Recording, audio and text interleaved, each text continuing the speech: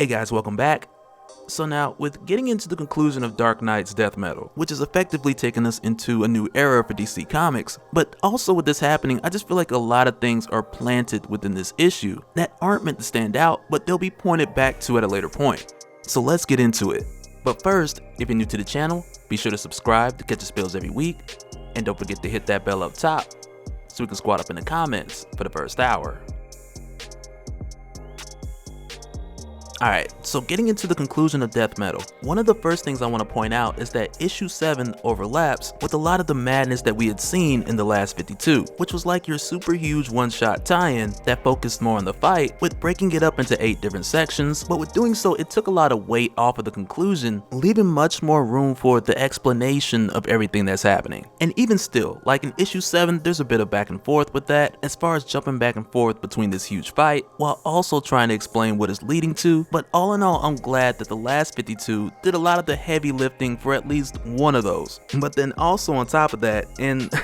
I feel like I gotta say it like it's a disclaimer or something, but I do feel like it's pretty important to point out, like going into Death Metal issue 7, that a lot of this is being either narrated by Wonder Woman or Sergeant Rock, rather than what we had seen in the last 52, when each part had a different narrator, depending on who that particular story was focused on. And for some, it'll make it seem like certain things don't line up, but if you just think of it as an overlapping story being told by different people, you'll kind of see where the stories overlap and land at. And I'll try to point out some of that as we move forward. But in this final fight between Wonder Woman and the Darkest Night, with the Darkest Night representing crisis energy, which is like your this is it, this is the end type of energy, and I know some people who live by that, not gonna say no names, but in simplest terms, referring back to the explanation from Wally West, the Darkest Night, he's banking on crisis energy to end everything and start over, while also using connective energy, which is your Dr. Manhattan power, to form all the different worlds that he's created. And on the flip side, you have Wonder Woman with her anti-crisis energy, which in simplest terms is a we'll get through this kind of attitude, because this isn't the end, there's something beyond this, and even before knowing what that thing is, we're still gonna push forward and get through to it. And on Wonder Woman's side, you pair that anti-crisis energy with the truth, and you pretty much have anti-crisis and truth versus crisis and connective, which is the best way to think about it before getting too deep and too complicated up to this point. And I really wanted to clear that up because a couple of you guys have been asking me, like,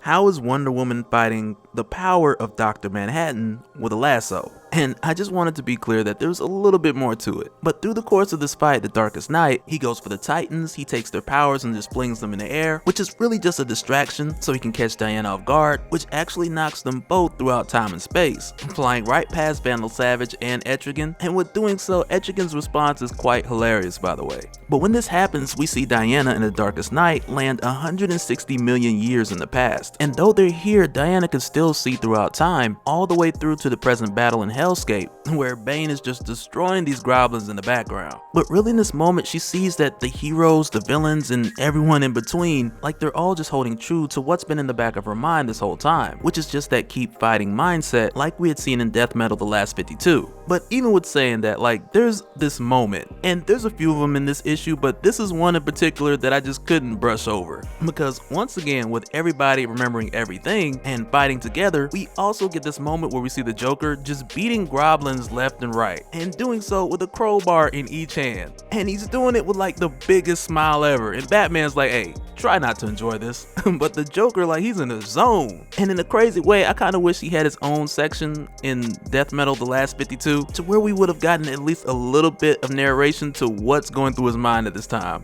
But then again, on second thought, that might have been a bit much. But with seeing this, Diana notices areas where the anti-crisis energy is prevailing, and personally, I just appreciate Connor's sense of humor. But it isn't long after this where she notices that she's been knocked back in time a bit further, to where in this case, the very beginning of the multiverse. And when we see this, it literally takes us back to the hand, which is one of those things that originally was witnessed by this dude named Krona, who was obsessed with seeing the beginning of the universe, which later we had then come to realize that it was the creation of the multiverse. And for a while, there was this lingering question of like, whose hand exactly is this? Whether it was the presence or just a hand reaching directly from the source. And even at one point, towards the beginning of DC Rebirth, there were many theories of this being the hand of Dr. Manhattan, which was a theory I was very much rooting for at the time. I do remember that. Like, I really wanted Doomsday Clock to be that story, but it wasn't. But even still, like, instead of getting this story in the form of Doomsday Clock, We instead got it throughout the course of Dark Knight's Metal, and then throughout Rebirth Justice League, which took us throughout the different dimensions, which had then showed us that this was the hand of Perpetua. And that's exactly what the Darkest Knight tells Diana here. And on top of that, he tells Diana about Perpetua's species, which are called the Hands, to whom individually they're on par with Perpetua. And in many cases you have other hands who are tasked with building multiverses elsewhere. But then it's here where the Darkest Knight tells Diana that these guys are on their way here, and when the Hands arrive, like regardless of who wins this fight, they're just gonna wipe everything clean and start over the way that they see fit. And for Diana, she can see through to the future to know that either way that this ends, that part is true and she can't see past it. But also with this, with the Darkest Knight realizing like the two of them fighting back and forth, it hasn't concluded to a definitive winner. And because of that, the Darkest Knight, he offers Diana the opportunity to give in and restart the multiverse, so at least this way the Darkest Knight would at least leave one paradise world for her and all the rest of the heroes, and throughout the rest of the multiverse he would just do whatever else he wanted to do. And really with hearing this offer, it sounds like something that the Amazonian warrior Ayla, like she would have taken, because Ayla just wanted the fight to be over, so she would have done that at the cost of however many lives. But for Diana, that's a hard pass, so she kicks the hand of Perpetua upside the face of the Darkest Knight. But I can't help but think that,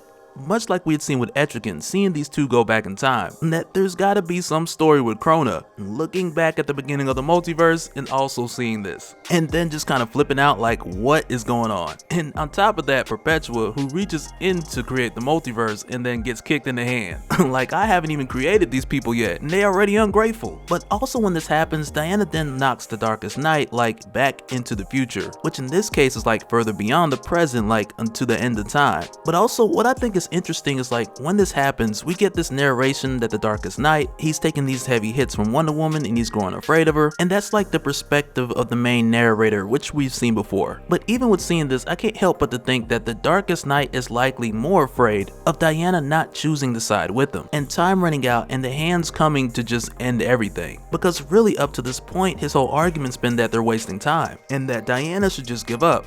But at the same time, like, he could just give up and they've probably been okay too, because either way things just wouldn't go back to the way that they used to be. But back in the present on Hellscape, like picking up right from the last 52 where we'd seen that portion that was kind of told around Superman, but like it's here where we see Clark seeing all the super people like getting destroyed and him barely having any strength left. He then goes after your last son Superman, whose real name instead of Kal-El is like Kill All, which has definitely got the Darkest Knight creativity written all over it. But when this happens, Lex then jumps in with his suit that we've only seen recently, and when he does, he kind of explains why we've never seen this suit, being that it's powered by a shrunken black hole, and because of that it's way too unstable, so he never uses it. And when he mentions this while saving Clark, the last son kind of calls him bluff on it, because a suit like that would just be highly unstable. But then Lex expresses like, that is exactly why I'm using it now. And because of that, he initiates the self-destruct, creating a black hole and effectively destroying the last son. But then after this, jumping over to Batman and Hellscape, he gets his hand cut off by the Robin King, who kind of just figures, okay, you got a Black Lantern ring, well, let me just cut your hand off. And like I mentioned earlier, as far as like fitting this in with the last 52 and what happened when, like it's kind of hard to pinpoint, because he starts the fight with one arm and then later on you see him with two, and then after that you see him with one arm again, so I don't know. I'll just make the guess and say that this moment had happened before, and only basing that off of the fact that the shell of the Batman Who Laughs going into this issue is still fighting with the heroes. But in this case, when the Robin King cuts off Bruce's hand in order to separate him from the Black Lantern ring, Bruce calls the Robin King out, because out of the many versions that Bruce has seen of himself, the world's greatest detective, the Robin King is anything but that, and mainly because he had thought before this that Bruce would be naive enough to keep a ring that powerful on his hand to where anyone he's facing could just chop it off. And when the Robin King kind of wanted Bruce to say like, I'm Batman, like say it one last time, but instead Bruce is like, I'm Iron Man, and he hits the Black Lantern ring in his chest with it lighting up like an arc reactor, and instead of saying I'm Batman, he then raises the entire Bat family from the dead, including the Robin King's Groblins who had died on the battlefield, which for the Robin King, like really that was a personal hit, because he had really wanted followers like so bad, or rather than followers, he really wanted people to join to his cause like really bad. But then on top of this, Bruce also raises Alfred, which I imagine has Bane looking at Alfred kind of like, hey man, look at us out here teaming up. Like who would have thought? But after this, with jumping back over to Diana, we see her with the darkest night at the end of time, to where there's this huge red death sun which everything has been absorbed into. And when she takes him there to shove him into it, it's shortly after with the other hands show up, and she pretty much knows that at this point it's a wrap. And even though the darkest night does try to make one last plea for the both of them to join together, because between the two of them only he has the power to create worlds, but to even get to that he would need her to stand a chance against the other hands that have come here. But also, like, in this moment when Diana's pushing the darkest night like into this red sun, she sees a glimpse of what's to come with people singing and celebrating, so she pushes forward and everything just fades to white. But even with this being the case, like, I can't help but to think that somehow, some way, this end of everything red sun, which for now has kind of been given the analogy of like the meteor striking the dinosaurs and taking them out, but in this case the entire multiverse, but I can't help but think that this red sun's gonna tie to another Superman like somehow, some way later on. And it kind of does here in a way a little bit, but I still feel like there's more.